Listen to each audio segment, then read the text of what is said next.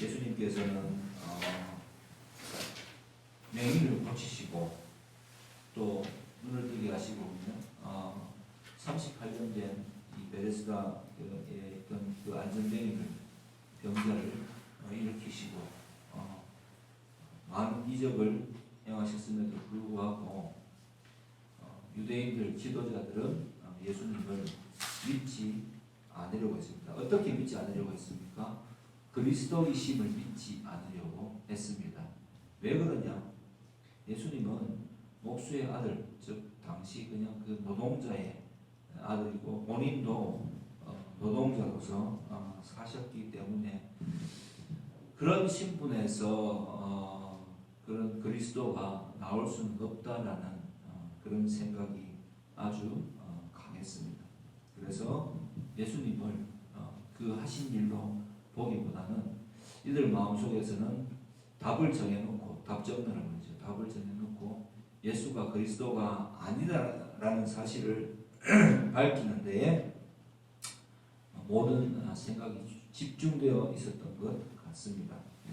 그래서 예수님께서 이 성전에서 가르치실 때, 또 성전 청결 사건 행하실 때 뿐만 아니라 여러 가지 일들로 사람들이 예수님이 하신 일들을 이들에게, 지도자들에게 가서 알렸을 때 그들은 어떻게든 예수님을 제거할 방법을 찾고 있었습니다. 마침 이 오늘 본문의 배경은 예루살렘의 수전절이 이르렀다고 되어 있습니다. 이 수전절은 때는 겨울이다 이렇게 시작합니다. 이 수전절은 하누카라고 하는데 하누카라는 말은 봉헌이라는 말입니다. 그래서 이 셀루커스 왕조 안티오쿠스 에피파네스라는 안티오쿠스 4세일 때에 약 BC 한 164년경입니다. 그때 유대인들을 헬라화 시키려고 했었습니다.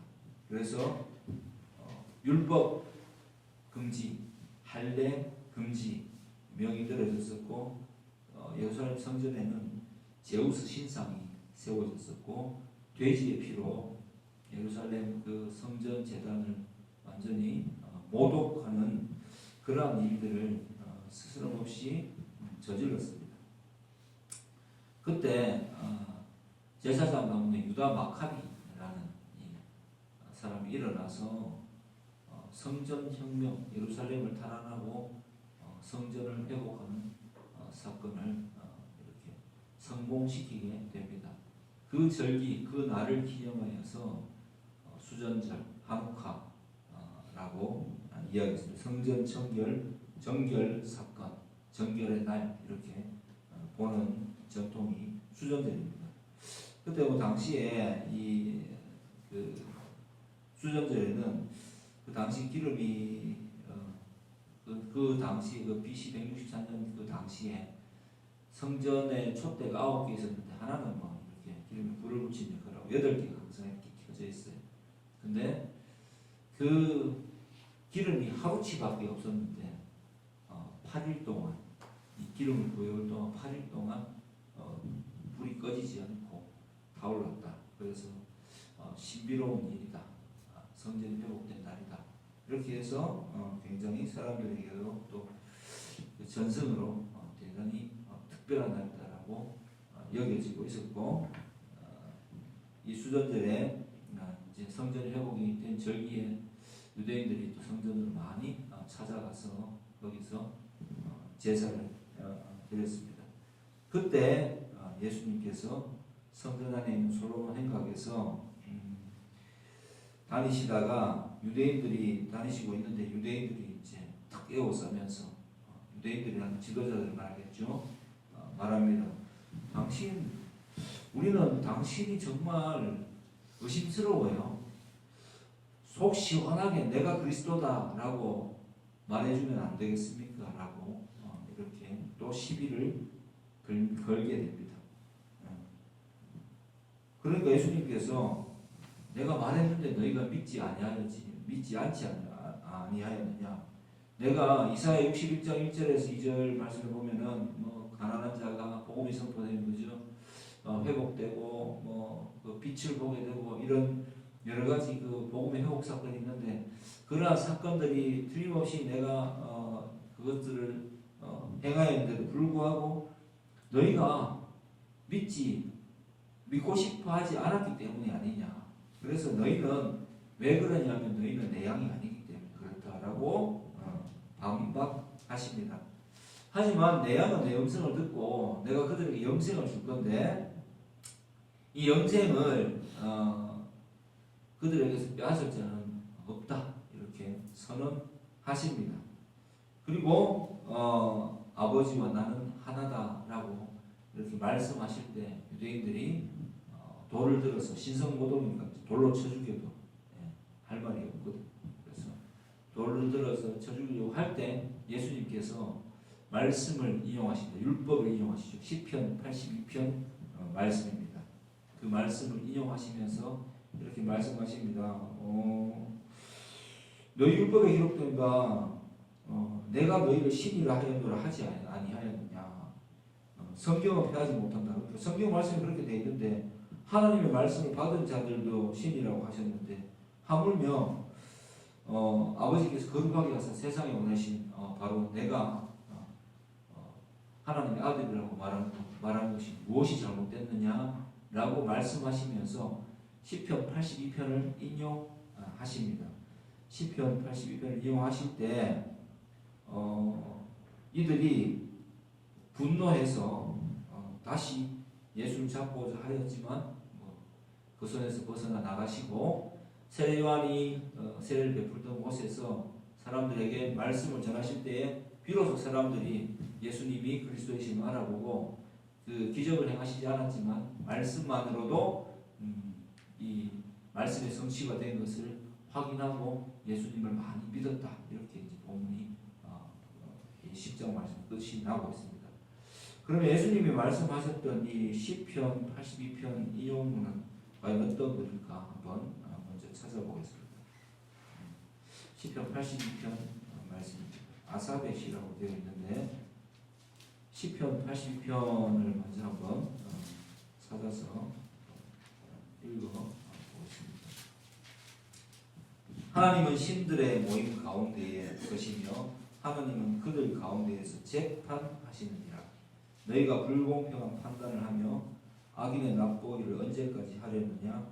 가난한 자와 고아를 위하여 판단하며 곤란한 자와 빈궁한 자에게 공의를 베풀지며 가난한 자와 궁핍한 자를 구원하여 악인들의 손에서 건질지니라 하시는도다. 그들은 알지도 못하고 깨닫지도 못하여 흑암 중에 왕래하니 땅의 모든 터가 흔들리도다. 내가 말하기를 너희는 신들이며 다 지존자의 아들들이라 하였으나 그러나 너희는 사람처럼 죽으며 고관에 하나같이 넘어지리로다. 하나님이여 일어나사 세상을 심판하소서. 모든 나라가 주의 소유이기 때문입니다. 이렇게 끝나고 있습니다. 그래서 하나님은 신들의 모임 가운데라고 했을 때 서셨다라고 했을 때 이 말씀을 이제 오용하는 사례가 있는데 엘로힘이라고 하죠. 예. 엘로힘 중에 엘로힘이신 하나님이라고 했을 때 다른 신들을 이야기하는 게 아니라 이 신들의 모임이라는 것은 하나님의 대리자 역할을 했던 인간 지도자들을 뜻합니다. 예, 아사베 시에서 그래서 그들이 불공정한 일을 도덕적 해이를 저질렀음을 비판하는 시편입니다. 그래서 하나님께서 언제까지 불공평한 판단을 하겠느냐라고 책망하시는 장면입니다. 다시 말해서 믿는 자들에게 하나님의 대리자로 선 자들, 지도자로 세운 자들이 도덕적 해이를 저지르면서 하고 있는 그 모임을 신들의 모임. 왜? 하나님께서 이들에게 하나님의 고난을 백성을 위임하셨기 때문에 이렇게 부르고 있는 것입니다. 그래서 그들은 그럼에도 불구하고 흑암 중에 왕래하며 막 저그 마음대로 도덕적 해이를 저지르니까 어떻게 말씀하십니까? 6절 말씀, 예수님 인용하신 말씀이죠. 내가 말하기를 너희는 신들이며 다 지존자의 아들들이라 하였으나 라고 말씀하십니다. 너희를 내가 세웠는데 너희가 하는 짓을 보니까 그러나라고 하죠. 7절에 너희는 사람처럼 죽겠다. 고관에 하나같이 넘어지겠다. 이렇게 말씀하십니다. 너희가 아무리 대단해 보이고 하나님의 대리자처럼 하고 있다 하더라도 너희가 결국은 잘못 이 일을 하고 있기 때문에 도덕적 해이를 저지르고 불공평한 재판을 하기 때문에 너희는 한낱 인간이 불과하기 때문에 그렇게 죽어갈 것이다 라고 책망하는 시편입니다. 물론 이제 이런 말씀을 제대로 알지 못하면 우리는 시편 82편에 인용을 잘못 그렇겠죠. 문맥을 잘못 알아채면은 우리가 다 신들, 하나님의 아들들이고 우리도 신들이다 이렇게 말씀하셨습니다 라고 잘못 인용할 수가 있습니다. 그래서 이 예수님께서 이 사건 속에서 그들이 신성모독을 이야기했을 때 너희는 참 희한하다. 너희는 아무렇지도 않게 지금 도덕적 해이를 저지르고 있고 너희의 배만 채우고 있는데 성전 안에서 그런 짓들을 저지르면서 지도자로 군림하고 있는데 너희가 바로 그럼에도 불구하고 하나님께서 세웠다라고 말씀하시는 그런 시편 82편에 있지 않느냐. 근데 감히 너희가 내가 하나님의 일 복음을 선포하고 가난한 자가 회복되고 궁핍한 자가 그죠? 정말 나음을 입고 또 곤란한 자가 빛을 보게 되는 그런 일들을 맹인이 빛을 보게 되고 안전뱅이가 일어나는 그런 역사를 행한 나를 보고 내가 하나님의 아들이다 라고 말했는 것을 가지고 신성모독이라고 감히 주장하느냐. 너희가 하는 일을 오히려 형편없는데도 불구하고 이렇게 지금 그들에게 역공하시면서 동시에 당신께서 하나님의 아들이 틀림없음을 당신이 바로 예수가 그리스도이심을 선포하고 계시는 장면이 것입니다. 그래서 예수님께서 10장 전체 주제죠. 이들에게는 기대하지 않으셨어요. 성경의 그 믿음의 아이러니인데 종교인이 되면 그냥 종교인으로 머무르는 것 같습니다. 예수님께서 오셨을 때 가장 크게 책망하고 비판하신 사람들은 누구냐면 유대인 지도자들이었습니다. 바리새인, 서기관, 사두개인 이런 백성의 위에 군림하면서 자기들의 그 로마 왕조 밑에서 자기들의 어떤 자리를 보존하고 돈을 착복한 무리들 이런 사람들에게 대해서는 굉장히 적대적이셨어요. 그리고 잘 모르고 그런 사실도 모른 채 떠돌아다니는 그런 백성들, 가난하게 사는 사람들에게 예수님께서는 당신이 바로 그리스도이심을 선포하시는 그리고 병을 고쳐주고 다가가시는 장면들을 복음서 안에는 내내 볼 수가 있습니다. 그렇다면 이것을 오늘 말씀에 적용하자면 어떻게 되겠습니까? 오늘을 살아가는 이 크리스천들, 내가 믿습니다라고 말하는 사람들은 정말 제대로 알고 믿어야 된다는 사실을 우리에게 알려주고 있습니다. 우리는 예수님을 어떻게 믿습니까? 예수님이 내 모든 문제의 해결책이 되시는 것은 맞는데 그 방식에 대한 생각이 잘 없어요. 예수님이 내가 원하는 방식대로 움직여줘야 된다는 생각을 신이 그렇게 해줘야 된다는 생각을 가지고 우리는 그냥 기도합니다. 그리고 다른 이방 종교들, 다른 이제 일반 종교들에게서 주장하는 그러한 범주에서 하나님을 다루려고 하는 교인들이 굉장히 많습니다. 그래서 그것은 어떻게 보장됩니까? 누구를 위한 특별 새벽 기도회다. 특별 새벽 기도가 나쁜 건 아닙니다. 근데 그 앞에 뭔가 말이 붙고 전제가 붙고 인간의 소원이 들어가는 그러한 기도는 결코 성경적이지는 않다는 이야기를 여러분에게 하는 것입니다. 그래서 말씀에 대해서 제대로 알지 못하고 왜곡되게 알면 오늘 시편 말씀처럼 그러한 말씀을 근거로 해가지고 자기가 아무 그 말씀에 대한 무지를 드러내면서 하나님께서 시편에 보니까 하나님 성경에 보니까 하나님 말씀에 우리를 다 신들의 아들들이라 하셨사오니 내게 신과 같은 능력을 주사 뭐 이렇게 기도하는 사람도 있게 될 것이고 그죠? 그리고 뭐 다른 여러 가지의 생각들 내 욕심을 채우는 그 어떤 종교적 욕망을 가질 경우가 비일비재한 것이 지상교회의 민낯입니다. 거기에 대해서 잘못된 것도 모른 채 또 소경이 소경을 인도하듯이 다른 사람에게도 그렇게 복음을 전하는 경우가 많지 않은지 한번 돌아보시기 바랍니다. 오늘 우리는 제가 기도하면서 우리 윤집사님 위해서 기도하면서 병난기를 또 회복시켜 주시고 여러 가지 모든 면에서 신앙의 회복도 이루어지기를 간구했었습니다. 근데 이 간구는 말씀에 의해서 강구하는 것이 옳습니다. 예. 그냥 어떤 근거도 없이 그냥 하나님께서 치료해 주시니까 이렇게 하면 무조건 나아야 된다. 이렇게 하나님을 이용하려는 그런 강구는 아닙니다. 인간의 생사하고 주장하시는 하나님께서 우리에게 말씀하셨을 때 의인의 간구가 역사하는 힘이 있다고 하셨으니까 우리가 기도할 때에 그 즉시로 응답을 막 보고 내가 원하는 대로 본 것을 응답이라고 생각하죠. 그렇게 보고 그 즉시로 뭔 일이 일어나기를 우리는 흔히 생각하는데 그렇다 하지 않을지라도 그냥 이렇게 기도하면 하나님께서 이미 그냥 그 말씀에 약속하신 대로 신약 구약 아닙니까? 약속하신 대로 기록된 대로 하나님께서 그 일을 이루어 가심을 믿고 기도하는 것이 훨씬 더 제대로 알고 하는 기도입니다. 그리고 그러한 시련 속에 우리가 이제 이렇게 기도하면 정말 될까라는 의심을 품고 기도할 수 있습니다. 그렇든지 말든지 간에 우리는 그 기도를 행할 때에 하나님께서 그 말씀에 대한 약속에 대한 책임을 이루실 것을 생각하면서 아무것도 느껴지지 않아도 그냥 그렇게 저는 기도합니다. 그리고 응답의 순간이 내 삶 속을 지배하고 자꾸 이렇게 스쳐 지나갑니다.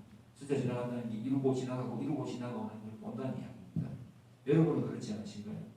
그래서 우리가 제대로 알지 못하면 그냥 내 욕망을 위해서 하다가 오늘 성경에 등장하는 바리새인들처럼 이상한 신념에 사로잡혀서 본질을 보지 못한 채 함부로 예수님이 오셨음에도 불구하고 그 음성을 듣지 못하고 그 말 속에 그 역사 속에 자기를 던지지 못하고 그냥 의심과 또 자기 마음에 들지 않는다고 예수님조차도 몰아내는 그런 헛된 헛짓을 할 수 있는 충분한 어떤 그런 존재들이라는 것을 우리가 잊어서는 안 됩니다. 그래서 오늘 설교의 제목이 뭡니까? 제대로 알아야 합니다. 제대로 알려면 제대로 알아야 됩니다. 이렇게 이제 설교 제목 정했습니다. 믿음은 그런 것입니다. 믿음은 우리의 믿음은 철저하게 말씀에 근거해야 됩니다. 그리고 성경 속에 나오는 오늘 이 바리새인들, 서기관들, 이런 유대인들의 지도자를 보면서 우리의 모습을 여기에도 한번 그러한 모습이었는지를 되돌아봐야 됩니다.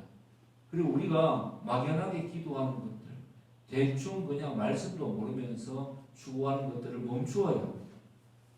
내가 이루고자 하고 내가 생각하는 것들이 하나님의 뜻 안에 있는 건지를 말씀을 통해서 묵상해 보아야 됩니다. 그게 바로 성도의 삶입니다. 지금 희로애락을 우리가 비록 크리스찬이지만 동일하게 겪습니다. 부모님이 아프실 때도 있고 내가 아플 때도 있고 자식이 아플 때도 있고 일이 잘 안 풀릴 때도 있고 또 잘 풀릴 때도 있고 인생의 모든 어떤 그 희노애락을 다 경험하면서 우리는 일반 사람들과 같이 살아갑니다. 그러나 그 희노애락이 주는 그것의 의미는 우리에게는 다르게 다가와야 됩니다. 하나님께서 이 모든 이 일들을 주관하신다는 믿음 안에서 기쁠 때도 주를 바라보고 기쁠 때는 찬송할 수 있어야 되고 슬플 때는 주님께 또 이러한 일이 일어났음에 대해서 슬퍼하면서 주님을 바라보아야 합니다. 그리고 분노했을 때조차도 하나님이 이 분노를 정말 의로운 분노라고 볼까, 내가 잘못하고 있는 건 아닐지를 돌아봐야 되겠지요. 그리고 또 좋은 일이 생겼을 때는 하나님이 틀림없이 내 인생을 인도하신다는 어떤 확신 가운데서 주를 더욱더 바라보는 삶을 살아가는 것이 성도인 것입니다. 우리가 성도가 되면은 그냥 완벽한 삶, 내 마음대로 내가 원하는 삶을 살아갈 거라고 생각할 때가 많은데 그건 굉장한 착각입니다. 우리는 성도가 된다는 것은, 우리가 성도가 된다는 것은 오히려 내가 하나님의 편에 섰다라는 것이 되는 것입니다. 하나님이 내 편에 선 것이 아니라 하나님 편에 내가 서게 되었다. 하나님의 부르심으로 인해서. 그래서 이제는 주를 위해서 살아가야지. 그리고 주님이 기뻐하시는 삶을 살아가야지 라고 결심하게 되는 것입니다. 주를 위해서 살아간다는 것은 그렇게 대단하고 결연한 일은 사실 아니에요. 따지고 보면.